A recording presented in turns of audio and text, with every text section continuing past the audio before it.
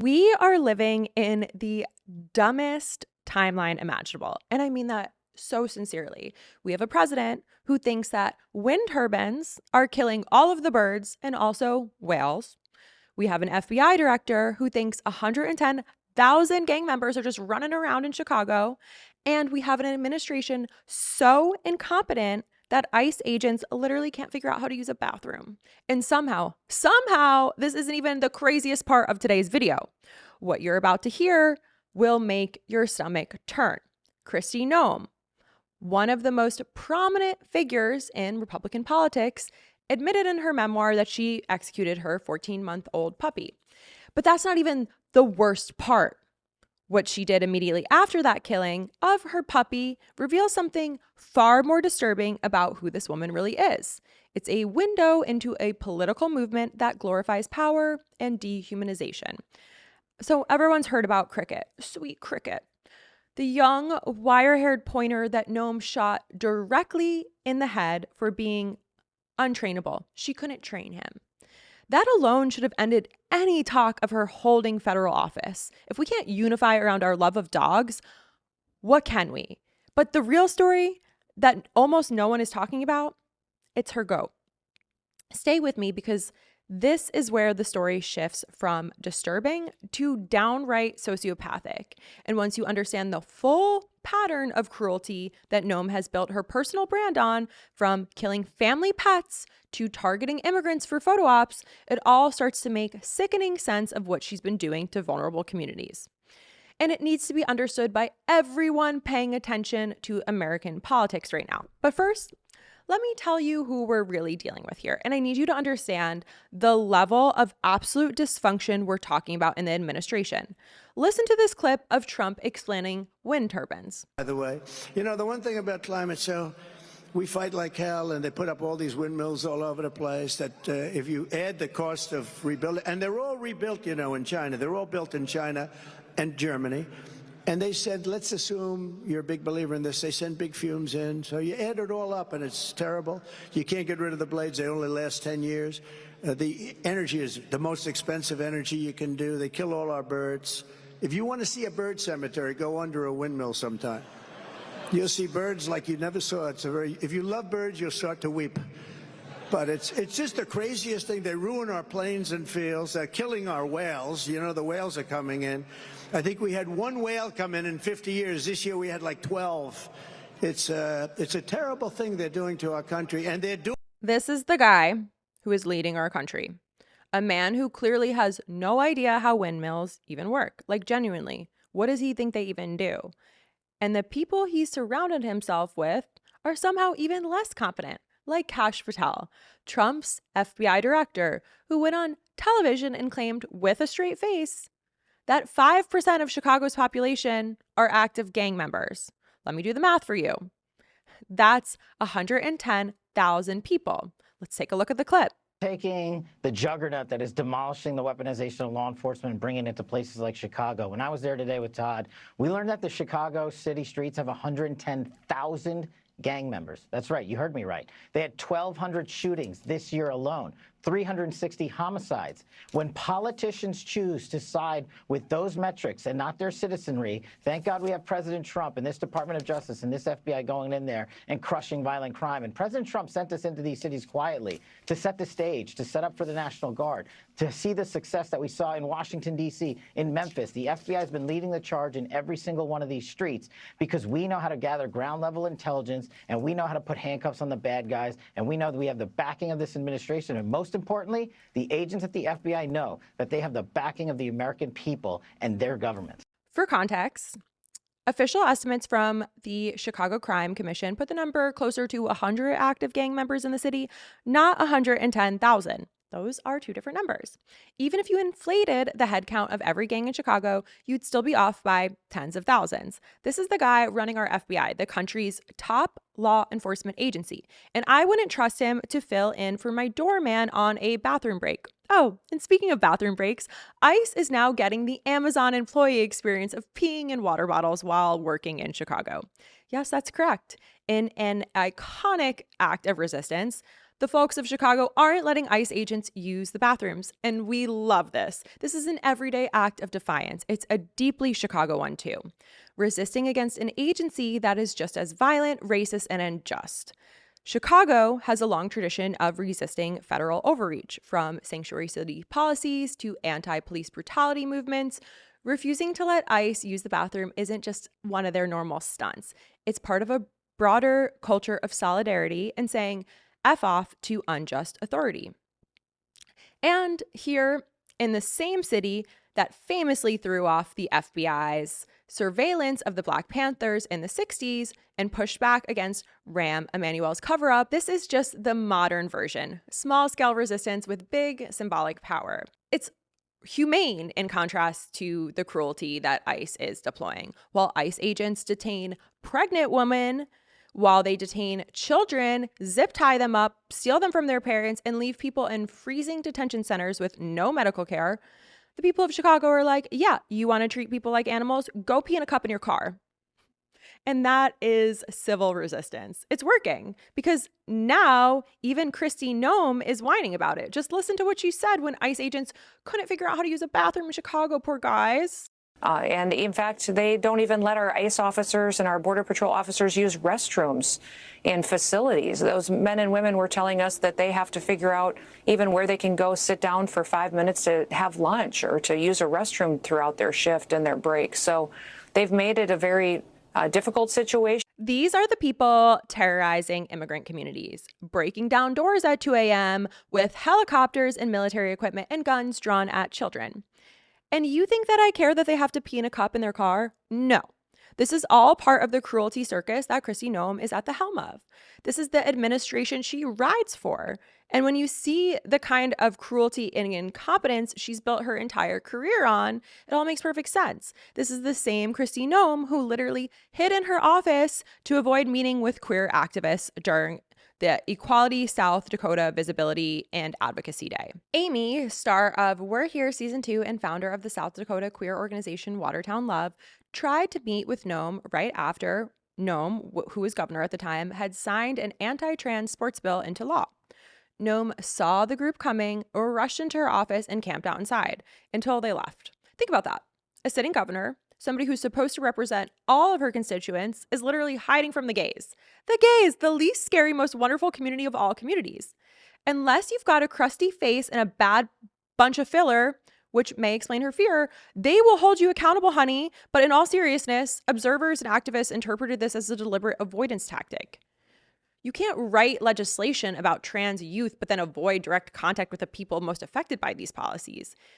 She can make these laws, but she's not willing to speak with the people she's making the laws about. This is coward behavior. This is a part of a larger pattern with her. It's the same type of twisted coward behavior that brought her to shoot a puppy and then a goat and post about it. She executed animals, vulnerable, dependent, and sentient animals who feel pain and fear and stress, yet they can't understand or consent to or defend themselves from what we do to them. This creates an enormous moral imbalance. The stronger party, us, we have power and responsibility. We should use that, not be using that power to hurt somebody who can't resist. That is abusive. That is an abuse of responsibility. It's sick. Noem is sick. And just when you think it can't sink any lower, we're going to the depths of hell with her and with all this anti-trans legislation. She didn't just sign an anti-trans bill quietly and then avoid all impacted community members who wanted to talk to her about it. She turned it into a national campaign ad. The ad aired during primetime news across the country.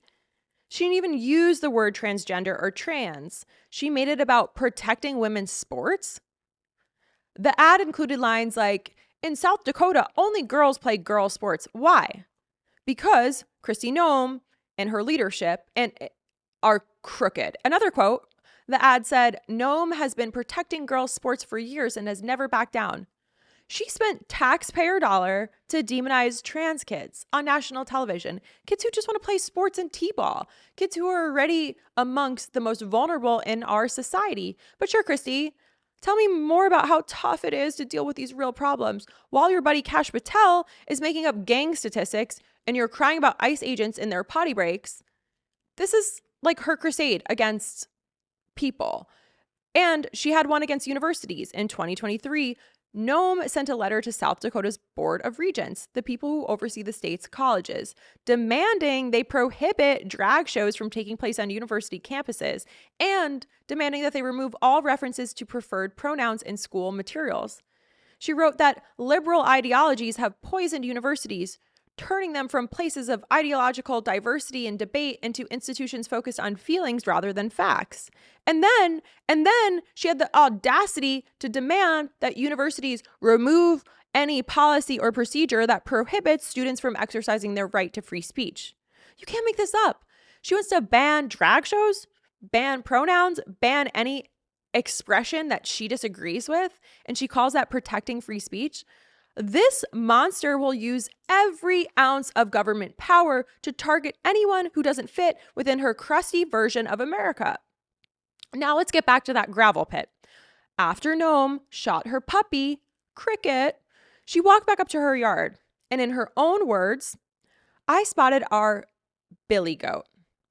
That goat hadn't done anything in that moment. It was just there, just being a little billy goat. And in her line of sight, Noem, still apparently riding high from this violent high that she has from killing her family's puppy, decided that this goat needed to die too. Noem then tries to justify this in her book. She says that the goat loved to chase her children and would knock them down and butt them, and that they were scared of it. Oh, and that it smelled a little bit. It's a goat. Literally, it's just a goat doing goat things. But here's the thing that is actually dangerous and why she hadn't done anything about it the day before. Why didn't she just rehome the goat? Why wasn't she selling the goat? Why didn't Noem, do anything but go on a killing spree? The answer is obvious. It wasn't a problem with the goat or the puppy. Noem was just angry and she was violent and she wanted to kill. Again, she had a taste for blood. So here's what she did.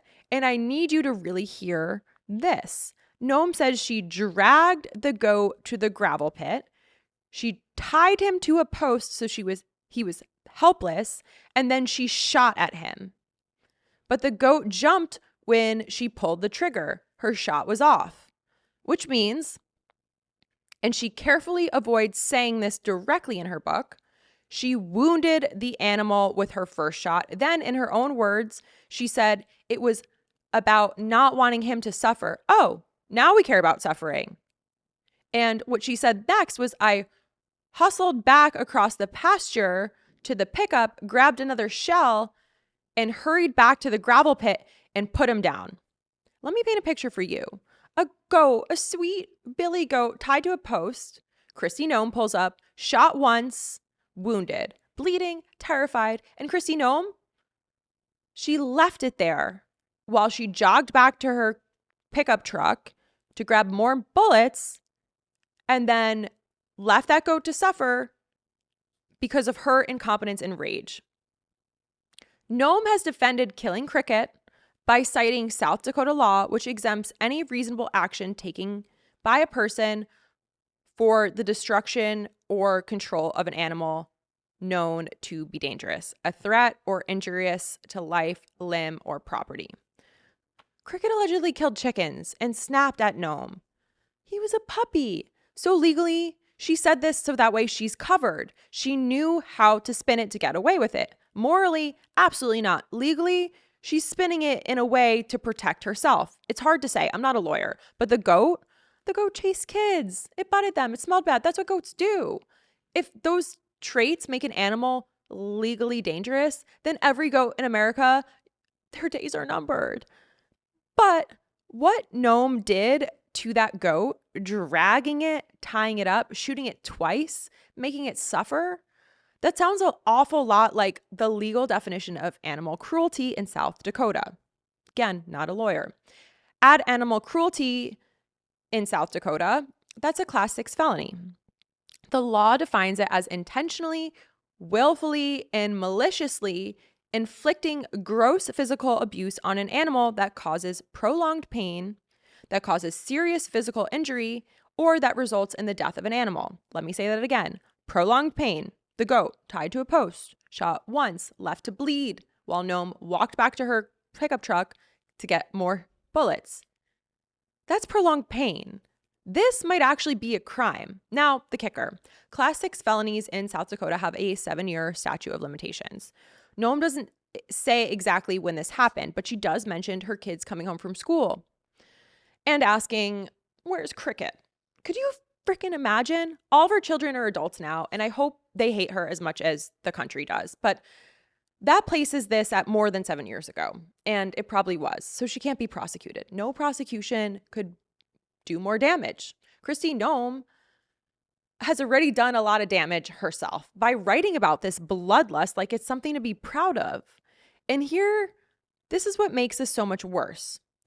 Cricket's story. Cricket was at least framed as a problem dog.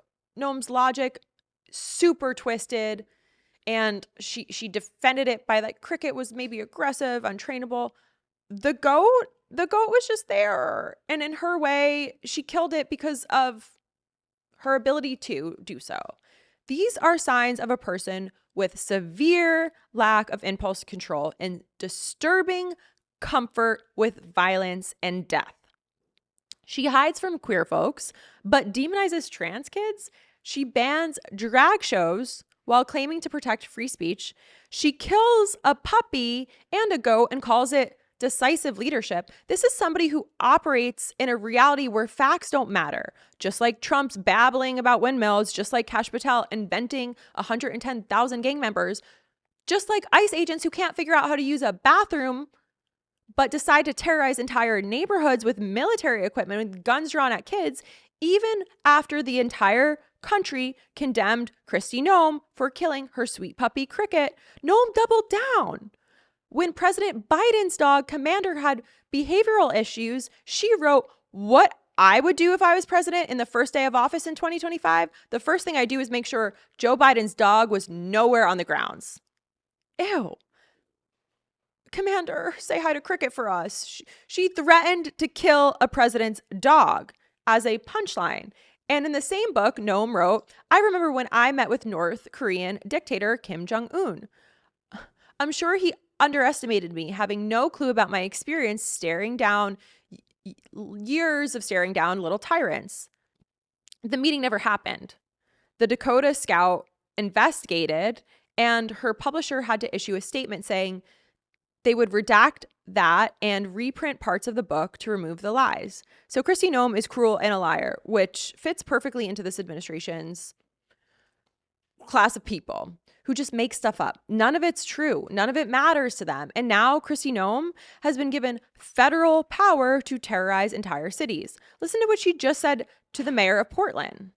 I told them what we wanted. We wanted more security here at the building, a bigger buffer zone to keep our officers safe. We wanted to have their streets opened up again and not let the anarchists run this city anymore, that we would ask them to continue to back us up like we've been asking for instead of what they've been doing the last several months, which is just leaving our officers hang out to dry.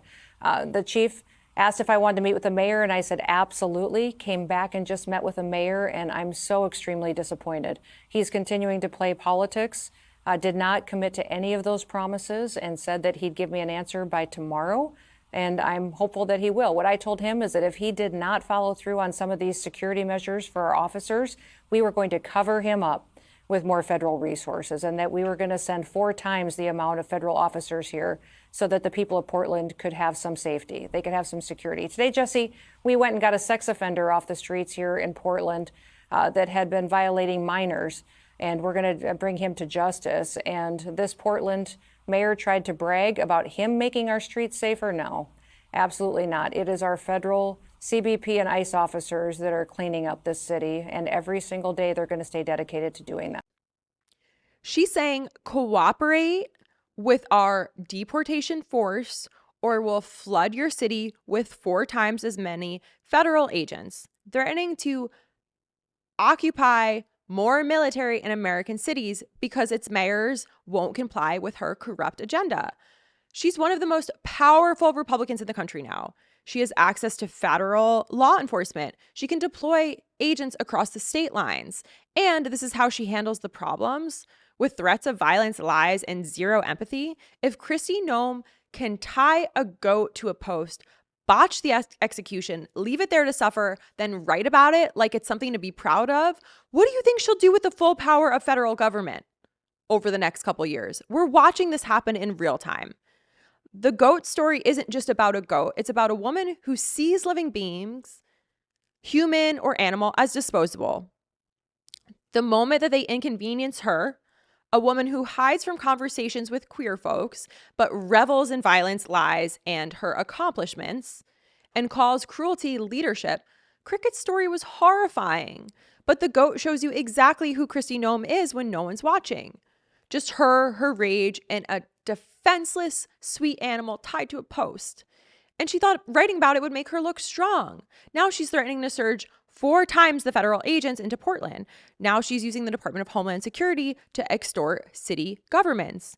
If you want to see more coverage of folks holding power accountable and exposing their cruelty and lies and abuse of power, hit subscribe, hit that notification bell, share this video with somebody who needs to hear what's going on. We're not done backing down from exposing this administration's authoritarian tactics, because the woman who tried to tie a goat to a post and shot it twice is now threatening to flood American cities even more with even more federal agents. And we need everyone to make sure you know what's going on and that you understand what she's capable of doing with more Trump power. Okay, we're done.